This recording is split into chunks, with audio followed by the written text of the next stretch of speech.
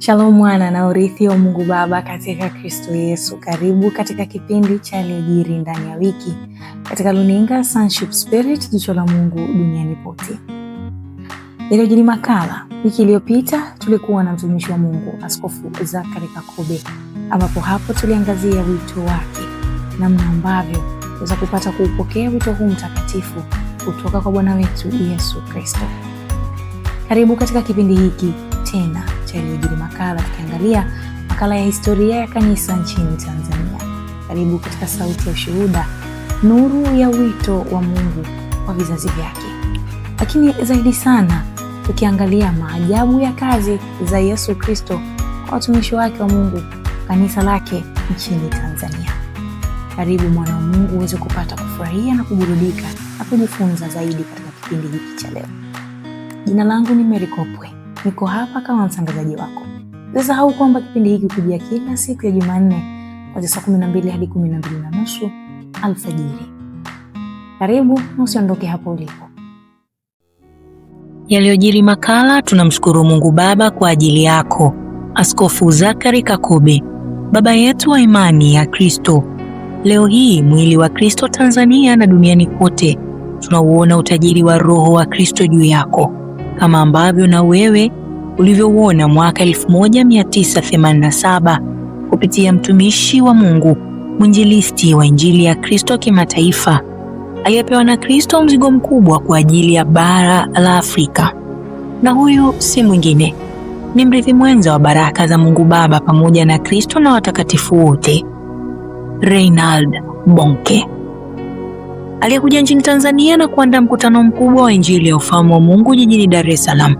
Huku wewe Askofu Zachary Kakobe ulikuwa mmoja wa wasaidizi au mhudumu katika mkutano huo ambao ulishuhudia umati mkubwa wa watu wakizaliwa mara ya pili, wakiponywa na kuinuliwa.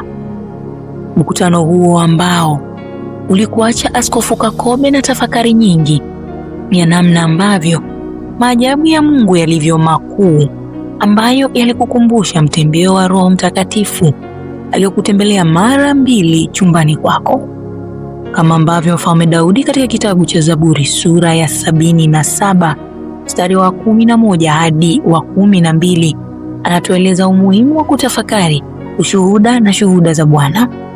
Kama ambavyo wewe Askofu Zachary Kakobe ulipotafakari yale yote ulipomuona Mungu Baba kupitia Roho wa Kristo aliyoyafanya na kuyatenda katika mkutano kupitia mtumishi wa Mungu Reinhard Bonnke.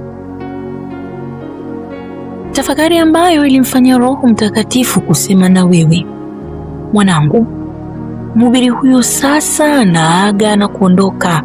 Ni nani ataendelea kulitukuza jina langu baada ya kuondoka mtumishi wangu? Sauti ambayo ilivunja moyo wako na mifupa ya mwili wako na kufanya mwili wako kulegea na ukajiona mtu ambaye alikuwa amekosa msaada. Kama inenavyo kuwa utii ni bora kuliko dhabihu. Baada ya kusema hayo, Roho wa Bwana alikushukia kwa nguvu, mtembea ambao alikupatia shauku na ujasiri ndani yako kiasi cha kushindwa kusubiri kesho ili uanze kuhubiri Injili ya ufalme wa Mungu iletayo uponyaji kwa kila aisikiaye na kuiamini. Pamoja na kuwa na shauku na njaa hiyo, ulikubali kuketishwa chini na Roho Mtakatifu ili akuandae kwa takriban miezi 7 kabla ya kuanza kufanya huduma hiyo tarehe 3 mwezi wa 8 mwaka 1988 ukiwa na timu yako ya uinjilisti iliyoitwa Gospel Evangelistic Team, huduma ambayo watu maelfu kwa makumi Tanzania na duniani hadi leo wameendelea kumuona Kristo na nguvu ya Injili ya ufalme wake. Hakika yaliyojiri makala na familia nzima ya luninga ya Sonship Spirit, tunamshukuru Mungu Baba kwa ajili ya zawadi yako ya utii juu ya wito mtakatifu na kukubali kutengwa kwa ajili ya Injili ya ufalme wa Kristo na kukubali zawadi ya maisha yako yote kuwa ni maisha ya Kristo tangu mwanzo wa mwaka mpaka mwisho wa mwaka, hasa tukikumbuka ushuhuda na shuhuda za Bwana juu yako kama huu ambao unashuhudia ya kwamba ulikaa kanisani kwa muda wa miaka 5 bila kwenda nyumbani ukiomba na kufunga ili Kristo apate kuonekana kwako na kwa watu wote alikokutuma. Mimi nimejifunza kuwa na vingi na kupungukiwa, kuishi katika njaa na dhiki. Sasa hivi nimekuwa katika hali ya maombi hapa tangu Desemba mwaka 2009. Niko katika hali ya maombi hapa kanisani, sijarudi nyumbani tangu 2009 Desemba. Sijui nyumbani kukoje. Niko katika mazingira haya katika hali ya maombi. Huu ni mwaka wa 5. Na nafurahia maisha haya tu hivi. Mwingine ni kulala kwenye sakafu hivyo basi. Lakini nikienda wakati mwingine kwenye mkutano wa kimataifa, wanaweza kuniandalia hoteli ambayo ni ya ngazi ya kifalme kabisa. Nikitoka huko narudi nalala kwenye sakafu. Nimejifunza kushiba na kuona njaa. Lakini katika mambo yote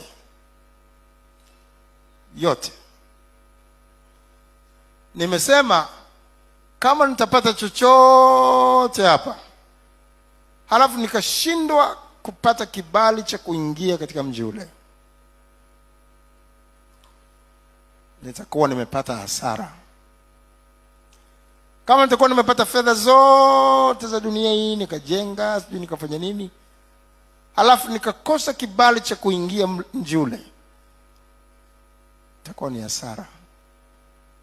Kama nitakuwa nimewadanganya watu wote hawa, halafu nikawa naishi maisha ya kinafiki, hukumu yangu itakuwa kubwa sana. Wakati wote ninamhofu Mungu na kumwogopa.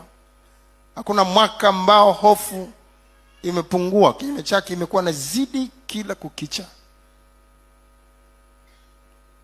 Hakika huu ni upendo uliokosa maneno ya kueleza, zaidi ya kusema asante sana kwa kujitoa kwa ajili ya Kristo, mwili wa Kristo na dunia yote kuibariki kwa Injili ya Yesu Kristo. Tunakushukuru pia kwa kutumia kipawa cha uandishi, ambapo leo hii tuna urithi wa vizazi hata vizazi kupitia uandishi wa vitabu vya ufalme wa Mungu yaliyojiri makala. Tunamshukuru Mungu Baba kwa utajiri wake wote wa Roho Mtakatifu juu yako, ambao ni urithi wetu kwa vizazi na vizazi. Neema na amani za Mungu Baba wa Bwana wetu Yesu Kristo zizidi kumiminika juu yako, nasi tunakutakia roho wa neema, maisha marefu ya furaha na starehe. Makala hii imeandikwa kwa kalamu ya Mchungaji Erney Mbala, huduma ya wana, mwaka 0 hadi 14, katika taifa la Bwana, Pete ya Muhuri, Hagai 2:23, Dar es Salaam, Tanzania. Na msimulizi wako ni mimi Mary Kopwe, katika kipindi hiki cha yaliyojiri ndani ya wiki. Tumeiona neema ya Mungu, tumeona maisha ya Mungu yakidhihirishwa kupitia mtumishi huyu wa Mungu, Askofu Zachary Kagobe, na namna ambavyo ameupokea wito wa Mungu kupitia mtumishi wa Mungu mmoja tu. Matendo, ishara, maajabu na miujiza yalikuwa yanafanyika kupitia mtumishi huyu wa Mungu Reinhard Bonnke. Mwisho wa siku Askofu Zachary Kagobe kupokea wito wa Mungu.